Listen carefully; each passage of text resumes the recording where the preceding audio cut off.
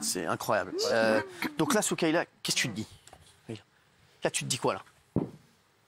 En fait, à ce moment-là, je me rendais pas compte de la chose. Parce que pour moi, c'est une journée normale. Je me rendais au travail. Je travaille dans le même établissement que mon frère. Et donc, je prends l'ascenseur. Je vais récupérer la voiture.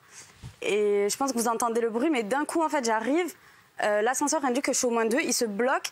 Et vision d'horreur, en fait, j'ai l'eau qui monte. C'est fou. L'eau qui monte et j'entends le bruit de cascade d'eau qu'on entend sur les vidéos. Moi, à ce moment-là, je me rends vraiment pas compte de la gravité de la chose parce que pour moi, c'était juste... je pensais que l'eau, elle allait m'arriver au tibia à la limite et puis basta. Et que j'étais surtout bloquée, j'avais peur de ça. Donc j'appelle mon grand frère, un de mes grands frères parce que j'en ai plusieurs. Et je sais même plus ce que je lui dis, j'ai crié juste, je suis bloquée dans l'ascenseur. Donc lui, je l'entends partir en courant, il sort de la maison, etc. Et donc je reste au téléphone avec lui, il se passe plusieurs choses entre-temps. Moi, l'eau qui continue à monter. Et ce que je fais, c'est que j'appelle le bouton d'urgence. Bien sûr. Qui sonne et pas de réponse. Je ressonne, encore une fois, pas de réponse. Et à ce moment-là, en fait, j'étais encore au téléphone avec mon frère. Mon frère, je l'entends courir, je l'entends... qui me dit stress pas, Soukaïla, calme. Et moi, j'aime trop lire ce qu'il y a autour de moi. Donc à ce moment-là, je regarde un peu partout dans l'ascenseur et je lis les consignes de sécurité. Et je vois qu'il fallait rester appuyé longtemps pour faire sonner la sonnerie d'urgence. Donc je fais ça, encore une fois, rien. Et mon frère arrive, me dit c'est bon, Soukaïla, je suis là, t'inquiète pas, etc. Moi, j'étais là, je suis en pleurs, Yab, s'il te plaît, fais vite, fais vite. Là, tu voyais l'eau monter? Ouais, je voyais l'eau monter et comme je vous ai dit, j'aime bien regarder ce qu'il y a autour de moi en temps normal. Et là, en fait, quand je tourne ma tête, c'était sur ma droite, je regarde la porte de l'ascenseur et je vois que de l'eau arrive de la porte, en fait, du haut. Donc, en fait, quand je regarde en bas, je vois que l'eau monte et qu'elle arrive aussi par le haut. Et cauchemar. Ah, mais c'est le Titanic. Non, mais à ce moment-là, c'est pas encore le cauchemar. J'avais extrêmement peur. Là, donc, votre frère était venu et vous parlez, vous essayez de vous rassurer. Vous avez lu les recommandations voilà, de sécurité, les consignes. Quand vous nous avez dit le cauchemar, là, ne fait que commencer, qu'est-ce qui s'est passé ensuite? Là, comme vous voyez mon frère dans l'eau, en fait, je me posais la question, derrière l'eau est à quel niveau? Et en fait, j'étais au téléphone et je dis, Yab, l'eau t'arrive où? Parce que là, on ne nous voit pas, mais je suis plus petite que mon frère quand même. Il répond pas. Je dis, Yab, l'eau t'arrive à quel niveau? Il me dit au-dessus du nombril. Et là, je craque, je pleure en fait. Je pleure comme j'ai jamais pleuré de ma vie. Même mes frères, je pense qu'ils m'ont jamais entendu pleurer comme ça. En fait, je crie et je pleure. Et en fait, c'est à ce moment-là où je vois la chose arriver. En fait, c'est bizarre de dire ça, mais je me voyais dans le Titanic, la scène où l'eau monte et que juste ma tête allait dépasser. Et en fait, à ce moment-là, je me vois mourir. Je me vois mourir et quand mon frère il me dit arrête de pleurer, mais stressé, il essaye d'ouvrir la porte de l'ascenseur, je l'entends crier et il me dit j'arrive pas, je l'entends crier, j'arrive pas. Et en fait, moi à ce moment-là, je me suis dit c'est bon, c'est ma fin. Parce qu'à ce moment-là, derrière, je savais pas ce qui se passait, je savais pas si les pompiers avaient été prévenus ou pas. Mais moi, à ce moment-là, ouais, sincèrement, je me voyais mourir. Yab, vous vous êtes dit, je vais perdre ma sœur, c'est un drame. Ouais. Moi, au début, je suis quelqu'un de nature qui n'est pas stressé. Ouais. Et je pense bien gérer mes émotions. On vous voit, c'est cool, vous essayez de la rassurer, etc. Exactement. Mais là... Donc, au début, quand je reçois l'appel, moi, je pensais qu'elle était en train de se faire agresser, parce que j'entends crier. Déjà, elle m'appelle le matin. Ouais. Je me suis dit, peut-être qu'elle a oublié ses clés ou un appel lambda, quoi. Donc, je réponds. Enfin, de base, heureusement que je réponds parce que le matin, des fois, voilà. Ouais. Donc je réponds. Elle me dit je suis au -2. Déjà, elle capte au -2 alors que dans un ascenseur, c'est dur à capter, mais ici, dans ce bâtiment, au -2, on capte jamais. Et je sais pas, elle commence à crier, j'entends du bruit, du ci, du ça. Je me dis c'est bon, on se fait agresser.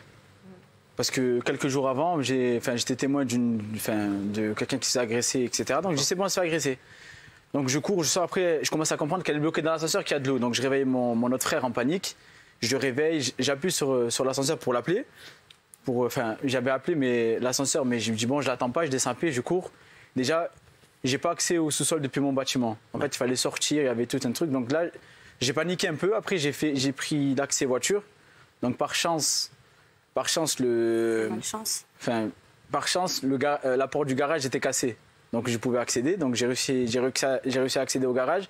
Et j'ai vu qu'il y a de l'eau, comme vous pouvez voir au début de la vidéo, au niveau du -1 et -2 qui m'arrive au niveau du mollet. Donc moi j'ai dit tranquille. Ouais, c'est ça. Le temps que ça monte.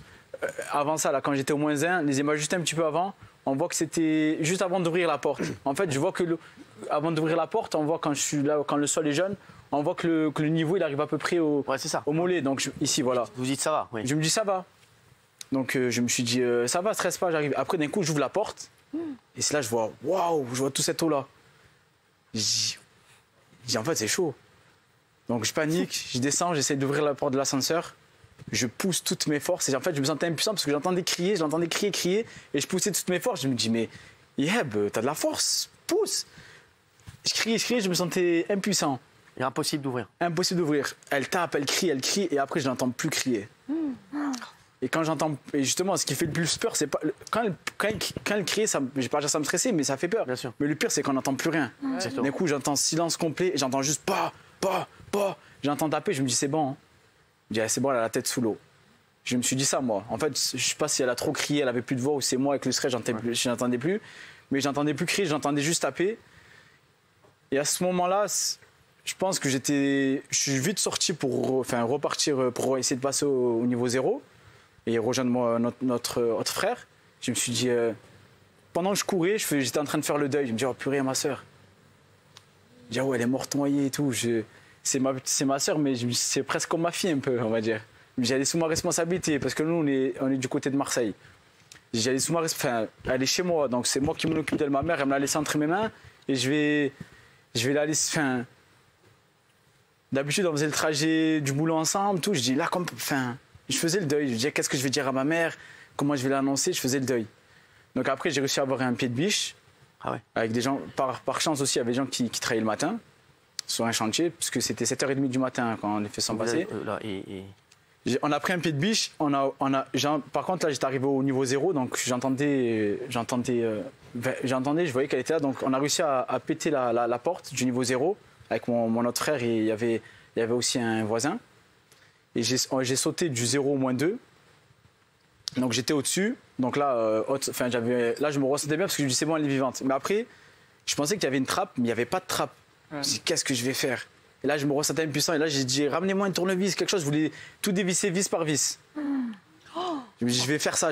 Et après, d'un coup, je me tourne, je vois je vois un peu de lumière. Je vois qu'il y a des pompiers qui ont ouvert la porte et je vois qu'ils la sortent comme ça. Ouais. Je dis ah ouais. Nouveau relâchement. En fait, c'est une association d'émotions. Ouais. Relâchement, là je cours dans l'eau, je vais au parking, je saute dans l'eau, j'étais heureux. C'est incroyable. Incroyable. Bravo aux pompiers encore une fois. Ouais, bravo, merci aux pompiers. Bravo.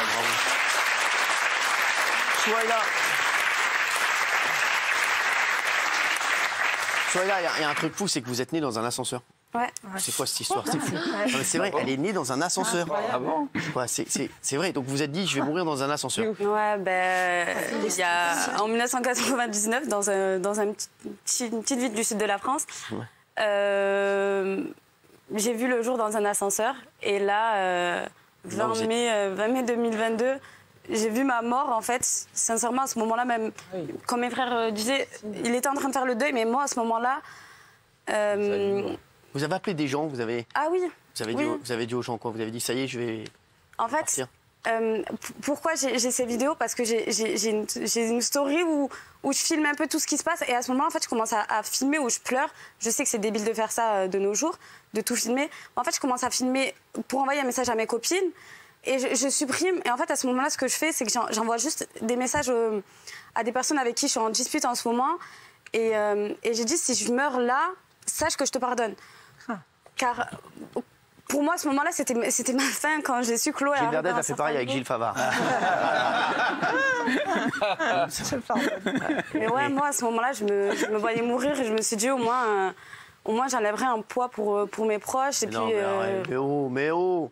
Bon, ça y est, et là, maintenant, il faut que tu profites. C'est vrai que quand il nous arrive un truc comme ça, on se dit, on va profiter de la vie à fond. Ah ouais, bah là... Elle a eu peur d'une flaque d'eau l'autre jour. Ouais. Elle a eu peur d'une flaque d'eau. Non, c'est vrai. C'est normal, elle va avoir une bien phobie sûr, de l'eau. c'est sûr. Ah là, ouais, ça, là, tu vas. Quelques temps. Hein. Tu C'est prends vrai que l'ascenseur. là, Sachant que j'ai grandi à côté de l'eau, j'ai pas peur Tu de reprends l'eau. l'ascenseur ou pas? Il a raison, Raymond, là. Non. Non, là, pour l'instant, terminé. Non. Voilà. Bah, j'ai essayé de rentrer dans le rez-de-chaussée du bâtiment. J'ai vu les ascenseurs. Je suis partie, C'est je normal. pleurais. Pour l'instant, c'est normal. Et alors, au dernier moment de sa vie, quel est le premier coup de fil que tu as donné? Mes frères. Tes frères? Ouais, j'ai appelé mes frères. Parce que pour moi, à ce moment-là, j'avais besoin d'aide et de réconfort.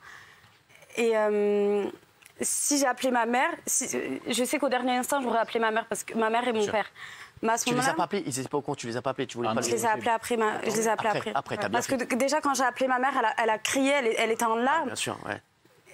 Si je l'ai appelée à ce moment-là, ma mère, je sais qu'elle allait se sentir sais que- impuissante parce qu'elle n'est pas ici. Castaldi, il a appelé son banquier pour lui dire tiens, je rentrerai jamais l'oseille. Ouais.